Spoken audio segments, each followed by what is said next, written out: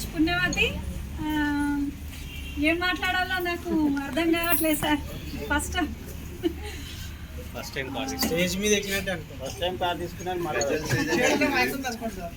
ఇంత మంచి ఆపర్చునిటీ, ఇంత మంచి అవకాశం అనేది నాకు ఇచ్చిన ఫస్ట్ అప్లైన్ మెయిన్ గ్రేట్. నాకు ఒక తల్లిదండ్రి ఎంత జన్మాన్ని ఇచ్చిరో నాకు మెయిన్ అప్లైన్స్ కూడా నాకు అంత జన్మనిచ్చినంత సంతోషం అండి.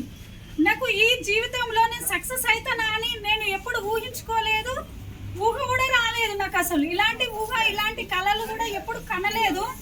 కానీ బట్ ఏంటంటే నేను కళ కనక ముందుకే నా కళలు నెరవేరుతుంది. అది బెస్ట్ ఏంటంటే మన వెస్టేజ్ విన్నింగ్ టీమ్ సిస్టంలో ఫాలో అవుతూ నేను దీంట్లో సక్సెస్ అనేది అయినా కాబట్టి నేను ఇంకా ఏం మాట్లాడాలో కూడా కొంచెం నాకు అర్థమవుతలే సార్.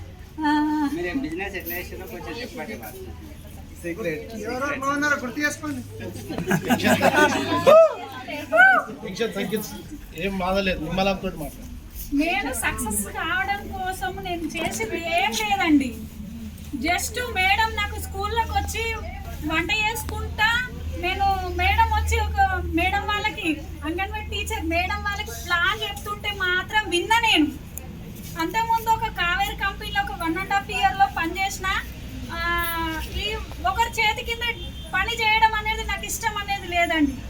ఇష్టం లేకుండా నేను ఏం చేసిన, స్కూల్లో వంట చేసుకుంటూ నా పిల్లలను పెంచుకుంటే సరిపోతుందన్న ఆలోచనతోటి స్కూల్లో వంట చేస్తూ అదే టైంలో నాకు మేడం వాళ్ళు అప్లైన్ Sandhyarayana madam, Venu sir and నాకు వీళ్ళ పుణ్యం అంట, వీళ్ళకు ఎన్ని జన్మలెత్తినా నాకు వీళ్ళకు ఒక పాదాభినందనాలు తెలుపుకుంటూ నేను వాళ్ళ గురించి చెప్తున్నా సార్. కొన్ని విషయాలు వాళ్ళు వచ్చి నాకు జస్ట్ మేడం వాళ్ళకి ప్లాన్ చెప్పారు.